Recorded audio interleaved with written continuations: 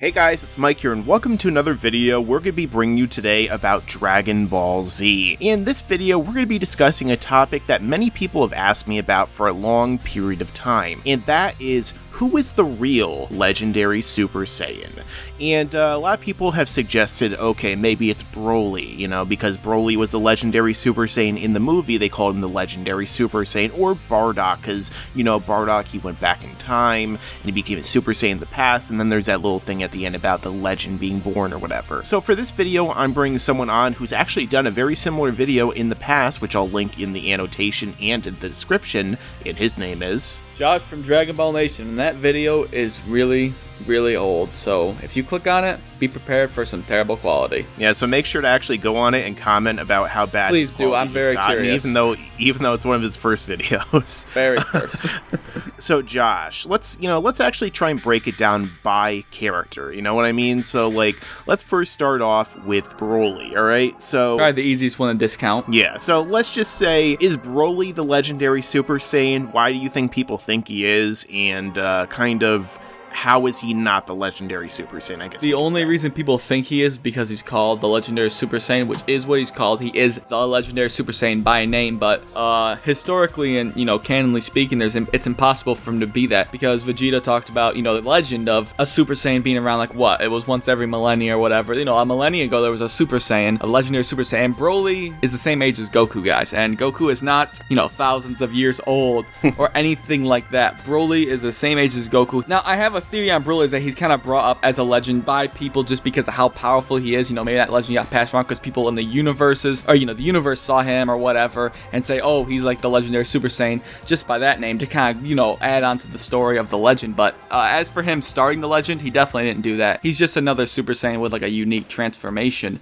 but definitely not the one from Legend that Vegeta spoke of. I mean, the thing is that I'm pretty sure that Vegeta is the only one who really called him the Legendary Super Saiyan. If I remember correctly, Vegeta's like, oh, he's the Saiyan of legend and all this other stuff, which doesn't make any sense because Vegeta is the one who said 1,000 years ago there is a Legendary Super Saiyan. And not to cut you off, but Paragus didn't mention anything like that, I don't believe either, and he's a Saiyan that was on Planet Vegeta as well. He should probably know the legend, I imagine. Yeah, it just doesn't make any sense, and I feel like they just attached that name to him just to make him sound pretty cool, but he clearly is not the real Legendary Super Saiyan, and you could just say, okay, that's the name of his form. But let's get into the other one that people often will say, this is the Legendary Super Saiyan, and that is Bardock. So, Josh, why do you think people think he's a Legendary Super Saiyan, and why is he not? Well, people think he's Legendary Super Saiyan because the whole purpose of that special and the manga, which a lot of people don't know there is a manga that is for that special, is because that was the purpose of that, is to kind of show how the legend came to be. But canonically speaking, it's obviously not a canon special by the general sense of what most fans will believe.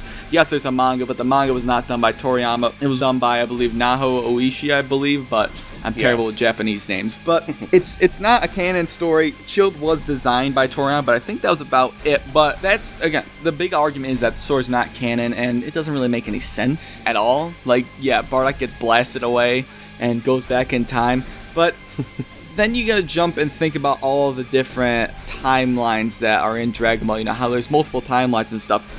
And, this is just a speculation thing, of course, but would that Bardock be in a different timeline than what the Saiyan of Legend... would that start the legend for each timeline that we see going on, you know what I mean? Or it's very strange because obviously the timeline that Bardock's from, there was a legend. He didn't start the legend in his timeline, you know what I mean? He went off and started in a different timeline, so to speak. That's kind of the way I look at it, but yeah, I mean, it's very the thing weird. Is, in Dragon Ball and Dragon Ball Z especially, obviously, the way that time travel works is that when you go back in time, you're creating another timeline when you are actually involved in that timeline and stuff. When you make changes or probably just be there, that's another timeline. Like when Trunks went back in time. Obviously, when Trunks went back in time and helped to defeat the androids and stuff, that didn't help his own future because it was a different timeline.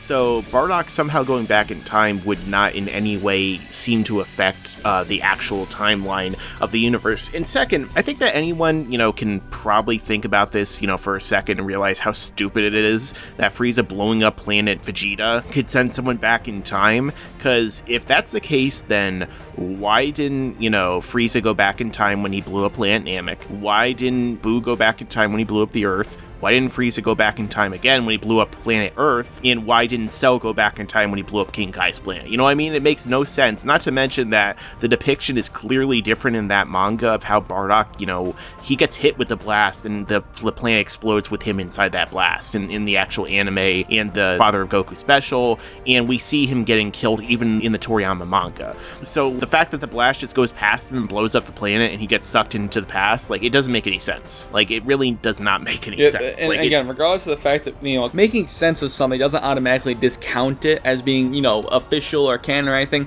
But again, you gotta look at who wrote the story, and the only two arguments that I think are really solid arguments, again, are who wrote the story, it was not Toriyama's work, and the timeline thing. Which I guess that could be, someone's opinion, like, oh, they forgot the timeline, they weren't counting it, which is possible, but it's just, I know people hate that word, but it's honestly, it's just not a canon special. It's not. Exactly. So, Josh, who is the real Legendary Super Saiyan then? We don't know. Goku was the first Super Saiyan in the series. We do not know. And that's pretty much it. Vegeta talked about 1,000 years ago, and that's probably the Legendary Super Saiyan, but, from what we heard, his power destroyed himself, and then he might have perhaps destroyed Planet Vegeta along with it, because, the Saiyans went to Planet Plant, and even in Dragon Ball Super, they talk about how their original Saiyan homeworld of Planet Salad, which is not a very original name, Toriyama, was destroyed in the, the Universe 7. So that was the original Legendary Super Saiyan. Now, there is a question whether or not the Super Saiyan God was also the Legendary Super Saiyan, but I have no idea. It seems like a completely different legend. But at the end of the day, neither Bardock nor Broly is a Legendary Super Saiyan, and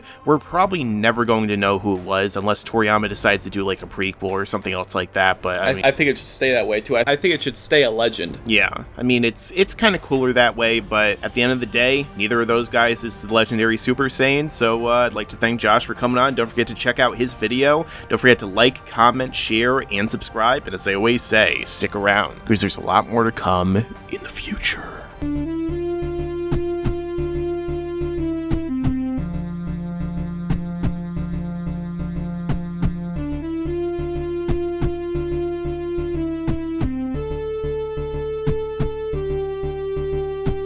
And you better subscribe! That's much better.